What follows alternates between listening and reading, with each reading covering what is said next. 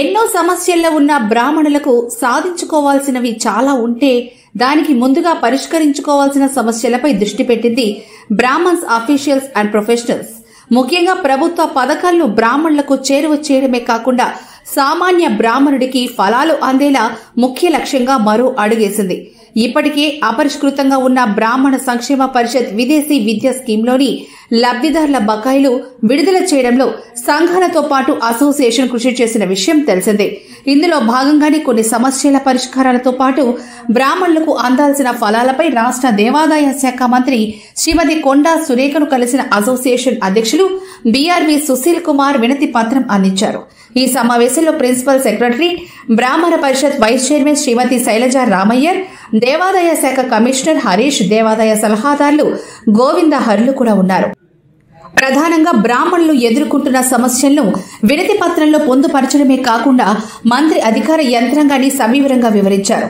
దాదాపు గంటన్నర సేపు సాగిన ఈ సమావేశంలో ఎన్నో విషయాలపై కులంకషంగా చర్చించారు.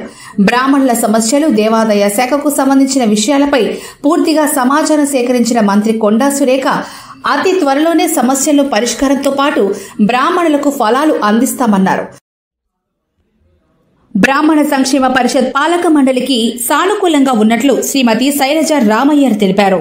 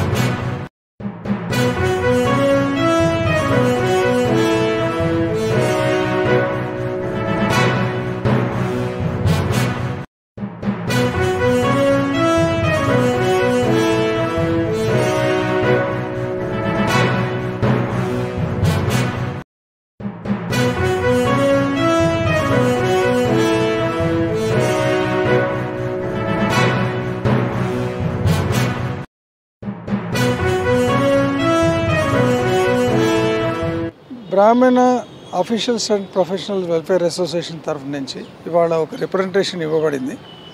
మన బ్రాహ్మణ కమ్యూనిటీ వెల్ఫేర్ గురించి ముఖ్యంగా ఒక 7 సూత్రాలుగా తయారు చేసి, ఫస్ట్ది ఏంటంటే ఏదైతే మనకి బ్యాలెన్స్ అమౌంట్ మనకి రావాలో ఓవర్సీస్ స్కీమ్లో ఆ బ్యాలెన్స్ అమౌంట్ని మనం రిలీజ్ చేసేట్టు మిగతా బ్యాలెన్స్ ఉన్నదంతా కూడా ఐ థింక్ 25 కోట్లను ప్లస్ ఇంకొక 10 కోట్లు కూడా రిలీజ్ చేయాలి అన్న రిక్వెస్ట్ కూడా పెట్టుకున్నాము. అది అయిన తర్వాత మళ్ళీ ఏదైతే ధూపదీప నైవేద్యం కూడా ఉందో రెండో పాయింట్, దానిది మనం అది 10,000 సరిపోదు, 25,000 కోసం అని అడిగాము.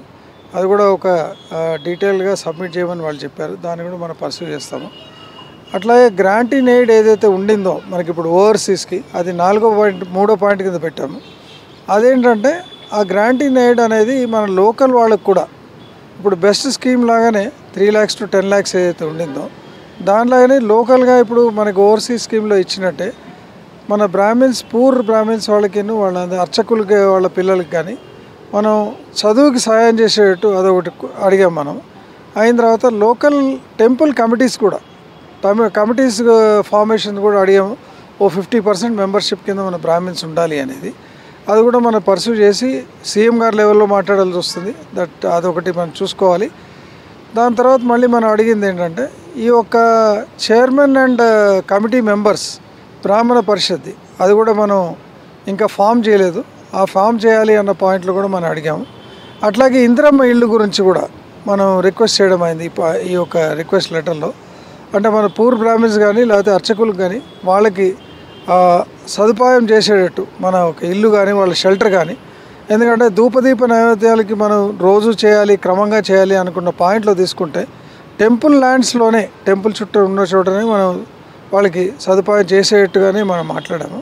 సో ఇవన్నీ మనం కూడీకరించి చేసిన తర్వాత టెంపుల్ ల్యాండ్స్ ప్రొటెక్షన్ కూడా ఒకటి ఉంది. ఆ టెంపుల్ ల్యాండ్ ప్రొటెక్షన్ కూడా మనం ఇప్పుడు ఇంతకాలం కొన్ని ఎంకరేజ్మెంట్స్ అవుతున్నాయి, అది కూడా వాళ్ళు గవర్నమెంట్ కూడా స్పందిస్తోంది. ఈవెన్ దట్ సీఎం గారు కూడా మొన్ననే రిలీజ్ చేశారు న్యూస్లో. సో మన సైడ్ నుంచి కూడా మనం చాలా ప్రయత్నాలు చేస్తున్నాము. మన ఉమెన్స్ వింగ్ ప్రెసిడెంట్ గారు ఆవిడ she has been doing lot of thing about this particular 21 temples తీసి చేస్తున్నారు. మనం ఒక ప్రపోజల్ కూడా కాంప్రహెన్సివ్ ప్రపోజల్ మనం సబ్మిట్ చేస్తామని చెప్పి మంత్రి గారికి చెప్పాము, ప్రిన్సిపల్ సెక్రటరీ గారికి చెప్పాము, కమిషనర్ గారికి చెప్పాము. వీళ్ళు ముగ్గురు ఉన్నారు మనం రిక్వెస్ట్ చేసినప్పుడు. సో దీన్ని మనం చాలా అడ్వాంటేజ్గా తీసుకుని దీన్ని మనం ప్రతిరోజు పర్సువేషన్ చేసుకుంటే ఈ 7-8 పాయింట్లు కాకుండా ఇంకా పెన్షన్ల గురించి కూడా మనం చేయాలి. ఆ పెన్షన్లు రిటైర్మెంట్ తర్వాత ఈ బ్రాహ్మణ అర్చకులకు కానీ వీళ్ళందరికీ కూడా సదుపాయం కల్పించేట్టు కూడా మేము మాట్లాడాము. ఇవన్నీ మనం సాధించగలం నా నమ్మకం ఉంది. ముఖ్యమంత్రి గారి దగ్గర కూడా మనం తీసుకెళ్ళి ఈ పర్టికులర్ పాయింట్స్తో పాటు ఇంకేమైనా అడిషనల్ పాయింట్స్ మీ దగ్గర ఉన్నా మీరందరూ కూడా మన బ్రాహ్మణ సంఘాలన్నీ కూడా ఇవి పాయింట్స్ గ్యాదర్ చేసి నాకు ఇస్తే మేము బొప్పాదారు నుంచి ప్రొజెక్ట్ చేసుకుని స్టేట్ గవర్నమెంట్కి మనం సాధించేవన్నీ కూడా మన హక్కులు సాధించేట్టు చూసుకోవాలి. అవి మినిమం రిక్వైర్మెంట్స్ ఇవన్నీ మనకు కావాల్సినవి. చాలా వెనకబడి ఉన్నాం మనం. దీన్ని సాధించడం మీ అందరి కోఆపరేషన్ కూడా కావాలి. అందరు బ్రాహ్మణ సంఘాలకి నా రిక్వెస్ట్. Thank you. ఈరోజు Brahmin officials professionals welfare association తరఫున మరి మా అధ్యక్షులు సుశీల్ కుమార్ గారి ఆధ్వర్యంలో మరి ఈరోజు ఎన్నో ఇక్కట్లతో ఎన్నో సమస్యలతో కొట్టుమిట్లాడుతున్న మన బ్రాహ్మణ ఇష్యూస్ని, అనేక ఇష్యూస్ని కూడా వారు మరి ఒక కార్యాచరణ రూపంలో ఈరోజు ప్రభుత్వం దృష్టికి తీసుకోవడానికి వెళ్ళింది. ఇంతకుముందు కూడా అనేక సందర్భాలలో కూడా ప్రభుత్వానికి పదే రిప్రజెంటేషన్స్ ఇస్తూ మరి ఎక్కడ స్లోగా ప్రాసెస్ అవుతున్నా కూడా దాన్ని మరి త్వరగా దాన్ని ముందుకు తీసుకెళ్లే ప్రయత్నం భోపా నుంచి తరచూ జరగడం మనం చూస్తూ ఉన్నాం. మరి ఈరోజు కూడా విశేషంగా మరి మనకి ఎండోమెంట్ మినిస్టర్ గారు కొండా సురేఖ గారిని కలవడం జరిగింది. అలాగే వారి యొక్క అడ్మినిస్ట్రేటివ్ మిషనరీతో కూడా కూర్చొని మరి అనేక సమస్యలు ఏవైతే ఈరోజు బ్రాహ్మణులు మనకి ఈ రాష్ట్రంలో చవి చూస్తున్నారో వీటన్నిటిని కూడా త్వరగా పరిష్కరించాలని కూడా మరి ఒక నివేదిక సమర్పించడం జరిగింది.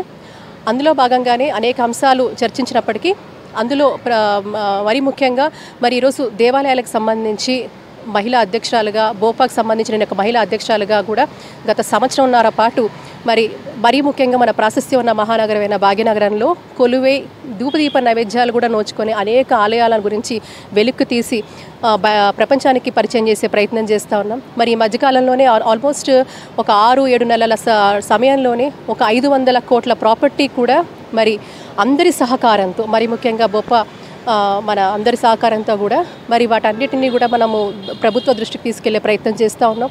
అందులో భాగంగానే గత 4 రోజుల కిందట కూడా మరి ప్రభుత్వ అధికారులను అలాగే మంత్రివర్గాన్ని కూడా కలిసిన ప్రయత్నం చేశాము.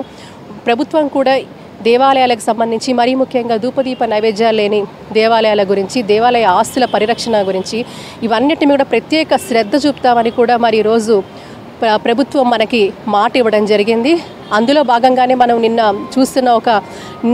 వచ్చిన ఒక మన అనౌన్స్మెంట్ కూడా మరి ముఖ్యమంత్రి గారి దగ్గర నుంచి నేరుగా వారి కార్యాలయం నుంచి ఒక అనౌన్స్మెంట్ కూడా మరి తప్పకుండా దేవాలయ పరిరక్షణ తప్పకుండా ప్రభుత్వానికి ఒక ఇంపార్టెంట్ ఎజెండాగా ఉంటుందని వారు, అలాగే ఎండోమెంట్ యాక్ట్స్ ఏవైతే 83, 84 ఈ యాక్ట్లు కూడా తొలగిస్తాము అని కూడా వారు చెప్పడం జరిగింది.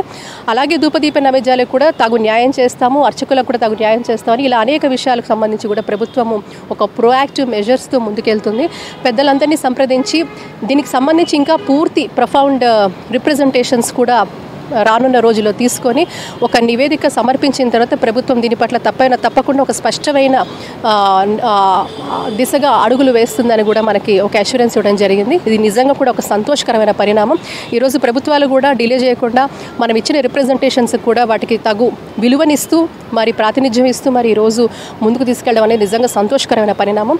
మరి తప్పకుండా యావత్ బ్రాహ్మణ సమాజం, తెలంగాణలో ఉన్న అనేక సంఘాలు కూడా ఈరోజు ముందుకొచ్చి మీ సమస్యలు ఏమన్నా ఉంటే తప్పకుండా సమస్యల పరిష్కార దిశగా బోపా అడుగులు వేస్తుందని, బోపా ఒక వారధిగా ఉంటుందని కూడా ఈరోజు మీకు AB6 ఛానల్ మాధ్యమంగా మీకు చెప్పుకుంటున్నాను.